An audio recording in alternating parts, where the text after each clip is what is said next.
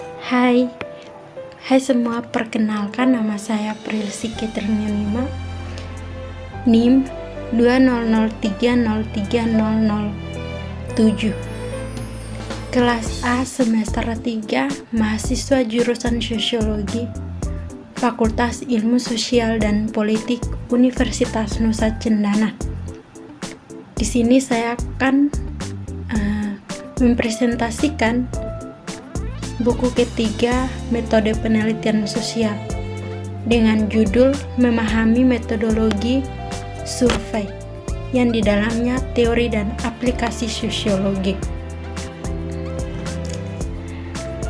Pada bab yang pertama membahas tentang mengapa metodologi survei membutuhkan sosiologi dan mengapa sosiologi membutuhkan pengawasan metodologi. Sosiologi dan metodologi survei saling berdekatan dan saling melengkapi dalam disiplin akademik. Sosiologi adalah studi tentang masyarakat, manusia, dan sosiolog harga setiap sudut dan celah. Dalam hal ini, penelitian sosiologi mencari ragam subbidang dan kepentingan seperti ras dan etnis, gender dan seksualitas, kelas dan ketidaksetaraan, agama dan sekularisme, dan banyak lagi. Beberapa sosiolog fokus pada tingkat mikro, mencoba memahami bagaimana fenomena dan kekuatan dan tingkat masyarakat mempengaruhi individu, dan sebaliknya. Yang lain fokus pada level makro, karena mereka berjuang untuk memahami bagaimana kekuatan sosial membentuk masa lalu kita, memengaruhi masa kini kita, dan akan mengubah masa depan kita. Mencakup pengejaran dan analisis tingkat ini, sosiolog berbagi minat pada apa yang membentuk dan dibentuk oleh masyarakat. Sedangkan penelitian survei adalah satu set metode penelitian yang digunakan oleh sosiolog dan ilmu lainnya untuk fenomena sosial dan memahami masyarakat. Pengawasan metodologi lebih dari sekedar praktik melakukan survei. Itu adalah sebuah disiplin ilmu yang mempelajari survei sebagai alat untuk memahami masyarakat. Metodologi survei fokus terutama pada multiple sumber kesalahan yang dapat mempengaruhi pikiran. Dan fokus ini disebut sebagai survei total, yang mengarahkan perhatian ahli metodologi survei ke sumber dan efek kesalahan non-sampling, pengukuran non-respon, cakupan, dan kesalahan penyesuaian. Penelitian di lapangan, konsekuensi dari kesalahan ini dan bagaimana memperbaiki dan menghindarinya. Dan dapat kita lihat bahwa survei metodologi menawarkan pengukuran sosiologi yang ketat dari fenomena sosial, tetapi juga memberikan kontribusi mekanisme untuk menguji, memperluas, dan mengembangkan teori.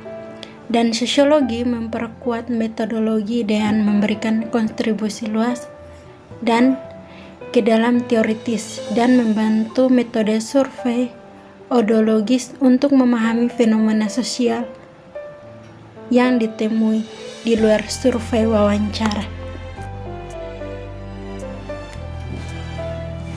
Ketimpangan adalah fokus utama dari teori dan penelitian sosiologi. Tidak ada bidang diperlengkapi sama untuk memahami dan memahaminya serta fenomena yang berkaitan dengan dia.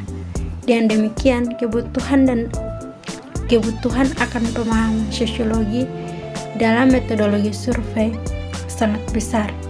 Selain itu, artefak survei yang ditemukan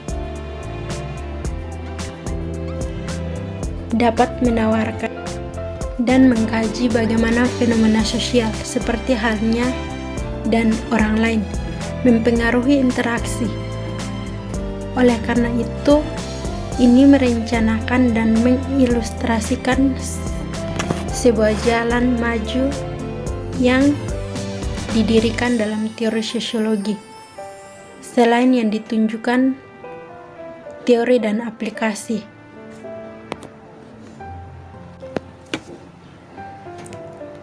Sedangkan teori kendali dapat digunakan untuk informasi masalah, realitas, dan validitas dalam langkah-langkah sikap.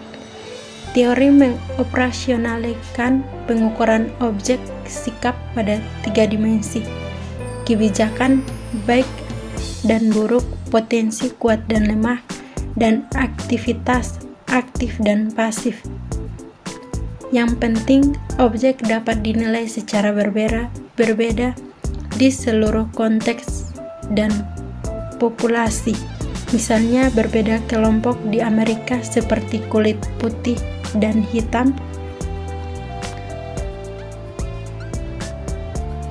dapat menilai petugas polisi sama pada potensi kuat dan aktivitas aktif, tetapi mungkin berbeda dalam peringkatnya kebijakan, baik atau buruk.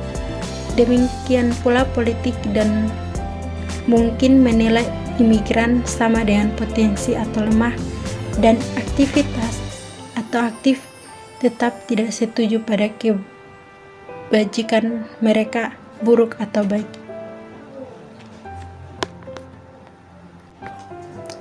Survei metodologi dan sosiologi dapat meninjau kembali temuan pewawancara efek dan studi efek konteks dari lensa karakteristik, status, dan harapan.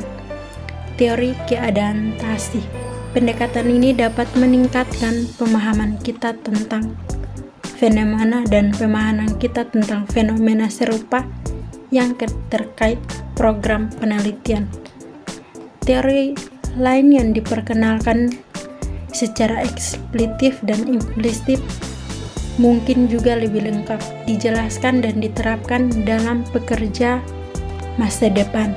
Teori identitas dan introkognisme simbolik struktural, teori gender, teori queer, teori ras kritis, teori konflik, dan orang lain yang mungkin memiliki pembelian untuk memahami fenomena di berbagai tahapan proses, desain, dan perspektif kualitas metodologi survei. Dari ini semua, hubungan antara sosiologi dan metodologi survei adalah konsekuensial dan layak diskusi lebih lanjut. Sosiologi termasuk di antara akademisi pertama yang mengadopsi metode penelitian survei dan termasuk di antara gelombang pertama ahli survei metodologi.